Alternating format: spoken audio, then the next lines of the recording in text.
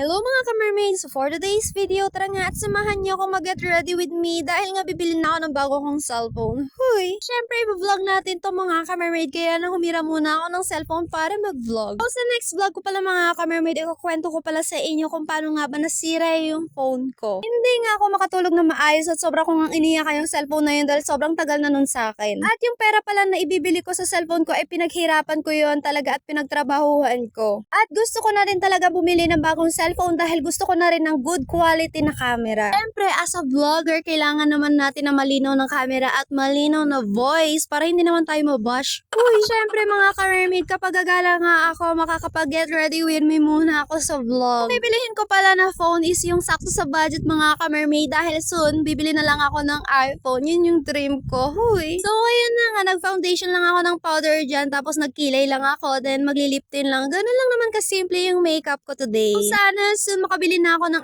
iPhone 14 Pro Max, manifesting. So, syempre para pakak na pakak yung makeup natin kahit simple lang is nag-setting spray na rin ako. At ayun na nga mga ka-mermaid, hindi ko na rin kayo na-update na nandito na pala kami at ayun na nga, nakapili na rin ako ng cellphone ko. At hindi nga siya pwedeng buksan mga ka-mermaid at wala din silang sample pero may pinakita si ate na video at sabi niya trust lang daw. So, ang hinahanap ko nga dito mga ka-mermaid is good quality na camera dahil nga sa pag-vlog ko. At nung nakapili na nga ako mga ka-mermaid ay pinapirmahan na nga ni ate yung, alam yung utang ko. Huy. Kahit nga walang sample ng cellphone is may pinakita pa rin si ate na video at sabi niya magtiwala lang daw ako sa kanya dahil nga maganda yung cellphone. Sa next video na ito mga ka-mermaid, ipapakita ko nga sa inyo kung paano nga warak na warak yung cellphone ko. Grabe, naaawa talaga ako. Na siguro yung sign para magpalit na ako ng bagong phone dahil need ko na talaga ng good quality. Huy. Okay na nga mga ka-mermaid, nililinis na nga ni ate para maganda siyang tignan at bagong-bago talaga. Uy. At mabibinyagan na nga ito dahil pagdating ko sa bahay is magti-tiktok na ako agad dahil gusto ko na nga itry. Uy. Ito na nga yung time na magbabayad na nga ako